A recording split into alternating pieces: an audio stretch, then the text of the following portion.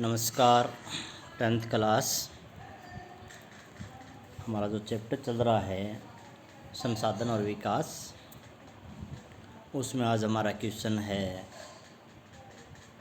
प्राकृतिक और मानव निर्मित संसाधनों में अंतर। तो हमने परिभाषा में पढ़ा था कि जो प्रकृति ने बनाए हैं या जो प्रकृति ने जो हमें संसाधन दिए हैं उनको हम प्राकृतिक संसाधन कहते हैं, और जो मानव ने बनाए हैं वो मानव निर्मित हो जाएगा। जैसे भूमि, जल, खनिज, पेड़ पौधे, जीव जंतु, ये सभी प्राकृतिक संसाधन हैं।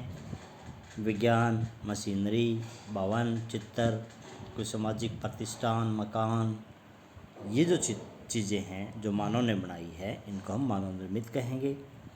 प्राकृतिक संसाधनों के विकास के लिए मानव निर्मित का होना जरूरी है।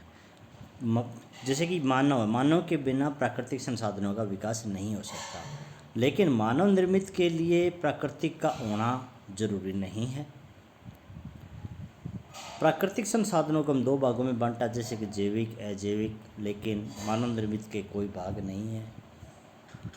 प्राकृतिक संसाधनों के भंडार सीमित हैं, जबकि मानव निर्मित जो संसाधन हैं उनके भंडार असीमित हैं।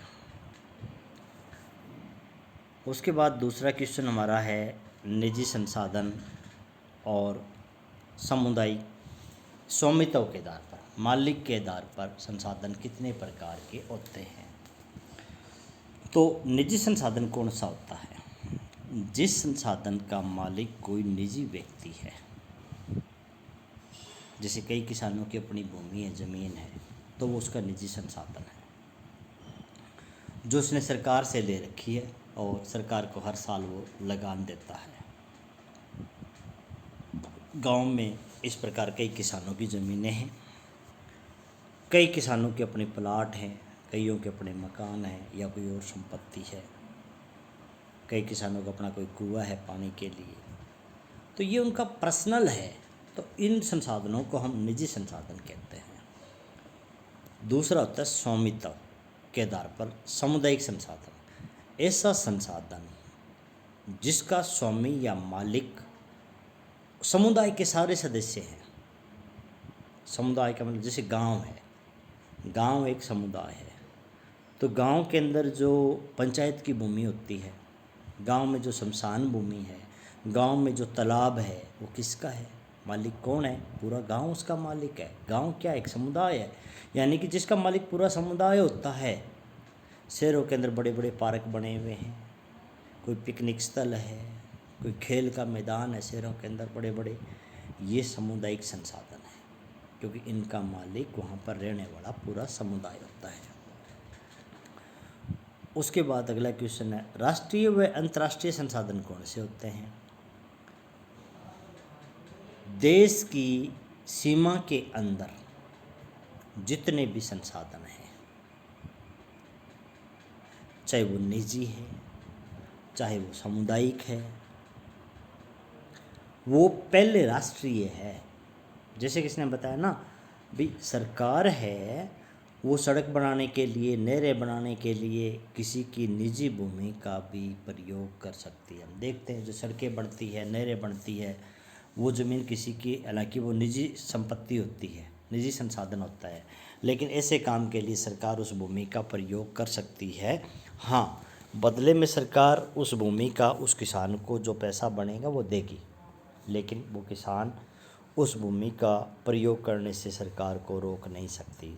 जैसे खनिज भंडार है हमारे, तो हमारे जो 3-4 राज्य हैं मुख्य, उड़ीसा, झारखंड, पश्चिम बंगाल, बिहार, छत्तीसगढ़, इन राज्यों में खनिज भंडारों के बहुत ज़्यादा हैं, लेकिन वो ये नहीं है कि ये संसाधन उन राज्यों के ही हैं।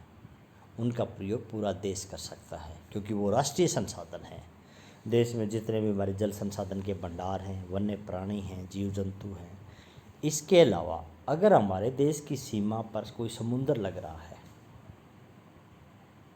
तो हमारे देश की सीमा से 20 किलोमीटर तक उस समुंदर में भी अगर कोई संसाधन है ना, जैसे कि हमारे नीचे की दोनों साइड है, एक साइड बंगाल की खाड़ी हो गया, एक साइड अरब सागर हो गया, नीचे हिंद महासागर हो गया, तो ये जो हमारे 3 साइड समुंदर लग गया, तो ये हमारी मान लो वैसे हमारी सीमा यहाँ मानी जाएगी, जैसे यहाँ पर हमारे अंडमान निकोबार द्वीप समूह हो गया, यहाँ पर लक्षद्वीप हो गया।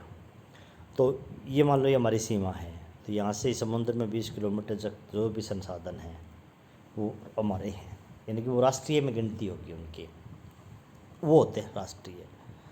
अब बात करें हम अंतर्राष्ट्रीय संसाधनों की, तो अब ये कहता है कि जो बड़े बड़े समुंदर हैं, अब समुद्र की सीमा पर जो राज्य लग रहा है, देश लग रहा है, तो 20 किलोमीटर तक तो उसका हो गया, उस देश का, वो तो राष्ट्रीय में गिनती हो जाएगी।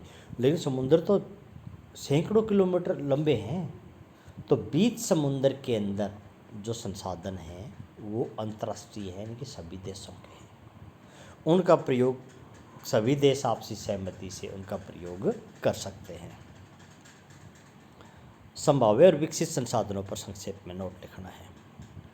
विकास के आधार पर है ये। तो मैंने आपको पहले बताया संभाव्य संसाधन वो होते हैं जिनकी खोज हो चुकी है परंतु उनका उपयोग नहीं हुआ है।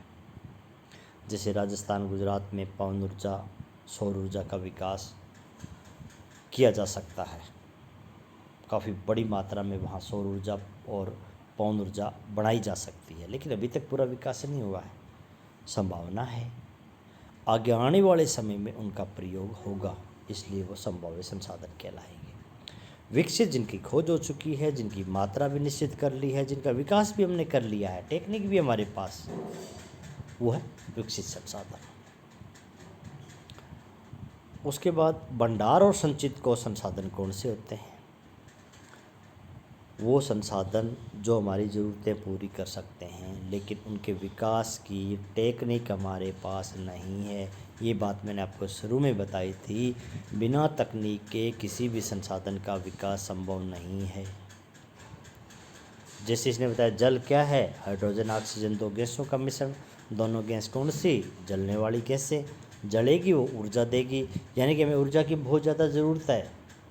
जल के भंडार हमारे पास बहुत ज़्यादा हैं, लेकिन समस्या क्या है? इन दोनों गैसों को अलग करने की टेक्निक नहीं है, तो हम ऊर्जा कहाँ से प्राप्त करें? तो ये वो होते भंडार। संचित कोष कौन सा होता है?